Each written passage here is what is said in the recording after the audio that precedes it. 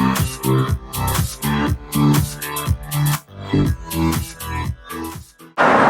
we are in Paris, on the street I think is called Champs-Élysées, and we're standing in front of the Arc de Triomphe. Other people, very famous people, have stood here before, and this particular monument is very special to the people of France. We intend to have other features for you, for example, the Eiffel Tower and the Notre Dame Cathedral. So, let's continue our little journey here in Paris, France.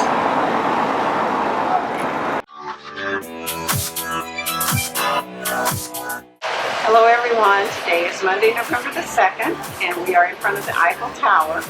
It is a foggy day, so we can't see the very top of the tower, but we're showing as much of it as we can.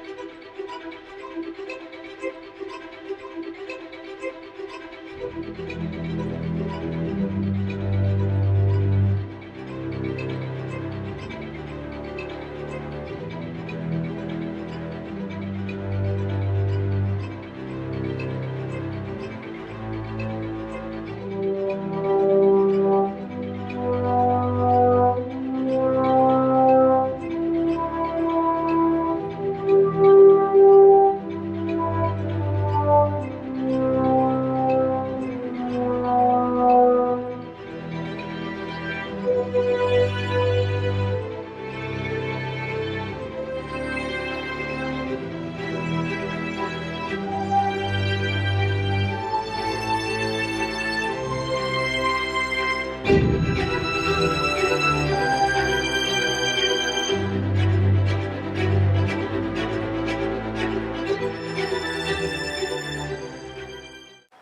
the sense that these are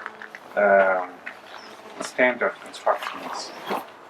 The way everything was built, the way everything was organized and placed is totally standard. So I'm going to explain to you the specificities of this German position, and then in the future, if you go to see another one in the north of France or in Belgium, you will find exactly the same characteristics. Like for the shooting towers that we have here and there, they are perfectly identical. The Germans had a catalog of maybe 4 or 5 they are for to protect a big cannon. You need a smaller one for a smaller cannon. Then, you know, like for example, I told you that the Germans opted for the top of the Normandy cliffs to have their main defenses, main batteries, and, because of the overlooking view that they had on the ocean. But it is.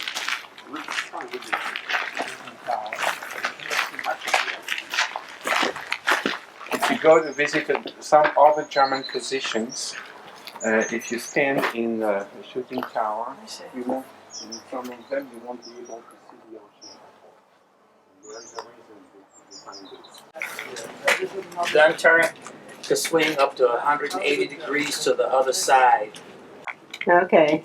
I'm moving this way. Here's Charles and the gun turret.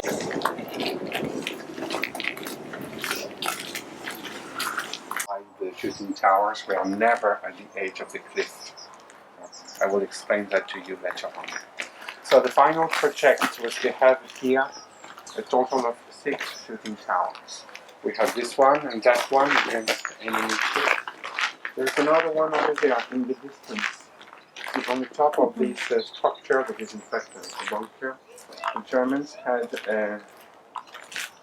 a cannon that could rotate at 360 degrees to shoot down enemy ships. Enemy planes. So that makes 3. What about the 4th one? The 4th one was over there. As you can see, was all destroyed during air raids. What about the 2 last ones? Don't even try to look for them, to find them. You won't find them, as the Germans did not even have time to start their constructions. As I said, if the construction of the Atlantic Wall started here in March 1942, in June 1944, it is not completed yet. That's one of the reasons why the Allies couldn't wait much longer for their attack, in spite of the awful weather conditions that we had on the D-Day. And even these 2 shooting towers are not finished, as the backside of the cannon is not protected at all. If completed, this shooting tower would have a wall at my level here. A roof from top, 1 entrance on the right, 1 on the left. But the Germans didn't have time to finish it. Nevertheless, they had time to put, you see the roofs on top, and that were used to maintain the camouflage net that was covering these structures to give airplane pilots a hard time to see them.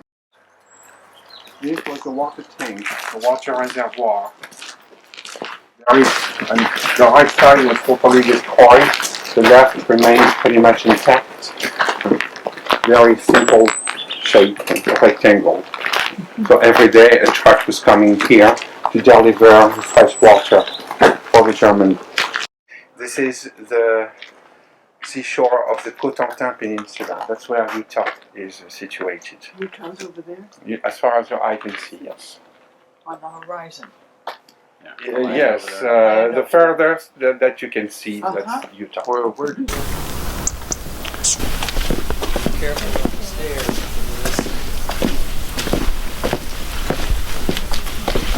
how did the Germans proceed to build something like this? Just like for any other building, they started with the foundations and then they made the walls.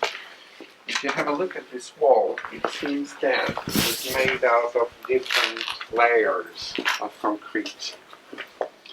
Don't get it mixed up. This is one single piece of concrete. So they first started to make a wood frame that would have exactly the shape and the size of the wall they wanted to get. And then they poured the concrete inside, waited for the concrete to dry and become solid, and then they could remove the skates of wood to use them for other purposes. And if you look here, what's painted in white, you can see, you can tell the grain of the wood. Yeah. Okay, now after this they made a wood ceiling, and on top of that a wood roof.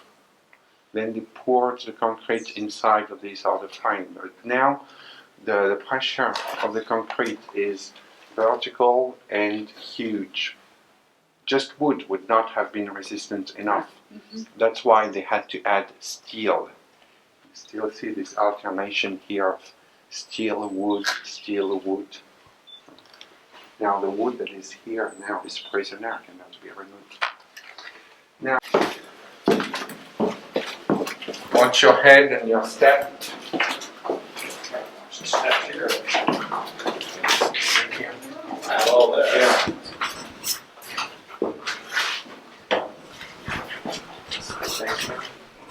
Step here.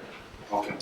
Now, the Germans were afraid that the Allies would use chemical weapons against them. That happened during World War I. That's why at the entrance of each bunker you will find a shower. See, to the right and to the left. And that's where the German soldiers could remove toxic residues that they would have on their uniforms. Now, to enter here, there was a door on the right and one on the left. More exactly, two doors here and two here. Here you can see the support of the doors for the right one and another one. Where was the shower? Right there. And here. You see the support here of the doors. These doors were independent one from the other. They could have both of them opened, both of them closed, one of them opened, the other one closed. The reason is that in case of air raids, if the structure of this bunker would have been damaged in a significant way, that debris would fall from the ceiling, they could obstruct the door. But maybe the other one was not obstructed. So that system gave them 4 more chances to get out of here in case they had to do so. You see here, these are grenade impacts. As you can see, a grenade doesn't do that much against a wall that is so thick and so resistant. So you know how thick it can be? Yes.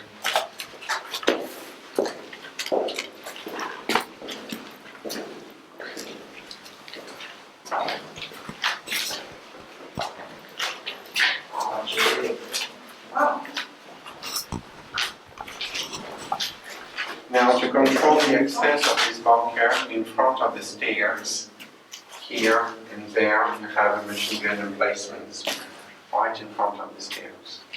It's a case of enemy coming in. Yes, yeah, but that's the only access. But they can shoot them easily from here. Now, I saw that a grenade doesn't do that much against a wall, so resistance. But in case that enemies would throw a grenade inside of this room, that would be another story. Yeah. That's why here you see this panel, they could slide it to obstruct this hole, just in case. And now it needs a little bit of oil. So here again, there's a ceiling made out of steel, wood. If you go to the observation bunker, you will notice that in some rooms that the wood is burnt because the Allies used the Rangers used a flamethrower. That's where they took this position. Use what? A flamethrower. Flamethrower. So this was in fact a dormitory where the German soldiers were sleeping. They had 3 levels of beds, and here you can see the support of the beds. Here for the lower one, one in the middle, one on top. So this is exactly the amount of space that they had between each bed. But during the daytime, if they wanted to save space for other activities, if they wanted to play cards, whatever, they could lift the beds up and attach them on these hooks here to keep more space. So there were 3 beds here, 3 here, 3 here, 3 here, 3 here. That makes 15. Same thing on the other side, up to 30 German soldiers here. These tubes here were for the ventilation and the evacuation of the smoke from the generator that they had in the other room. That is for generator for electricity, light, but also for the radio.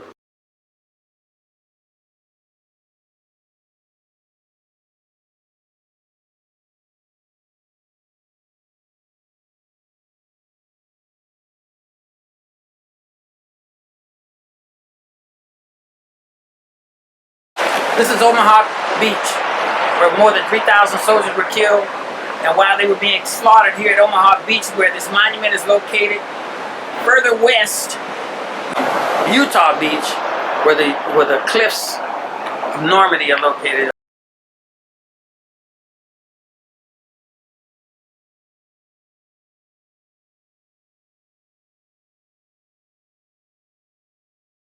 And part of the ocean. Okay, this is St. Lawrence Cemetery, and this is the second most visited cemetery for soldiers who have been killed in World War II. And it is maintained by the U.S. And I believe there are like 9,000 soldiers buried here. This is the cemetery of Colville-sur-Mer, Normandy, USA. As this land, 172.5 acres, is forever donation of France to the US. Well, donation, we sold it, to be precise, we sold it for a symbolic franc. That's the currency we had before the euro, that nowadays would represent like 20 or 25 cents. Oh my gosh. So- The price. Yeah, wow. Well, we can talk about donation. Land was also given or sold for at the same price to Canada, the UK, and Germany to bury their soldiers here. Some German soldiers are buried here too. And even more, there are 7 German cemeteries here. The biggest one, the one of Lacan, has a total of 20,222 graves. So almost double than this one. Wow. So different conditions were put, same conditions for each country. First of all, these cemeteries are closed. I mean that no one else can be buried here anymore, at one point.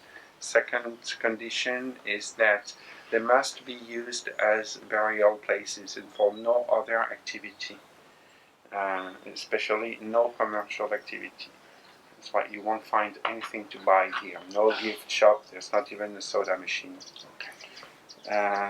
Another condition is that a free access must be provided to anyone who wishes to visit them.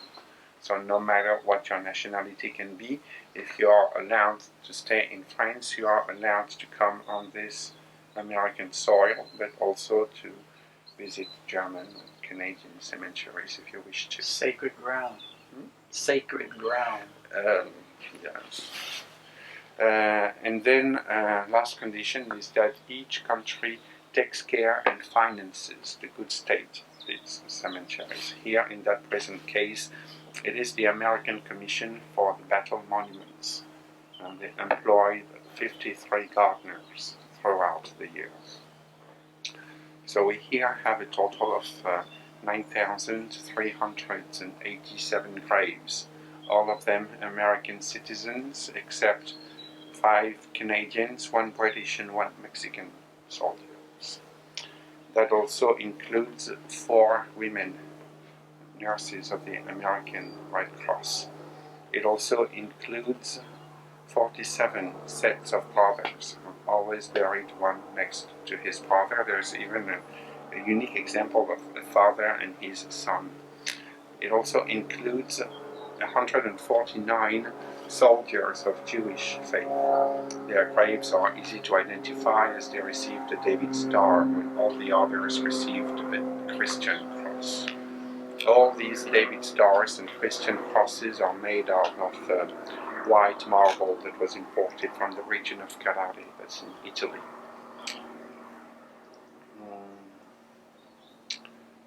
All the graves face the west, face the United States. For each one is mentioned the name of the soldier, his rank, the division he belonged to, the day he was killed, in the state he came from, except for the unknown soldiers. Concerning the unknown soldiers, there's a wall over there that makes a half circle on which was carved 1,557 names. They were buried over there with the others.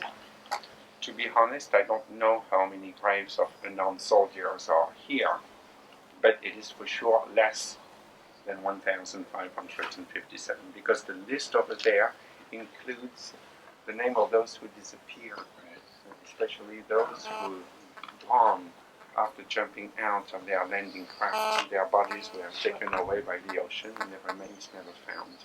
And if you go have a look at this list there, you will notice that for some names that an asterisk, a little star, was added by the name. It means that the remains of these soldiers were identified later, especially recently thanks to DNA analysis. So the number of graves of unknown soldiers has been decreasing. The pond that is here symbolizes the ocean. And this bronze statue is 22 feet high. It was made by an American artist from New Jersey, Donald Blue of Leonardo. It symbolizes the spirit of the American youth rising from the waves of the ocean.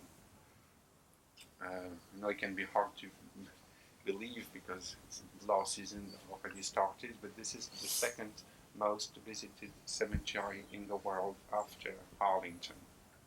Of course, it's much more visited in summer, springtime.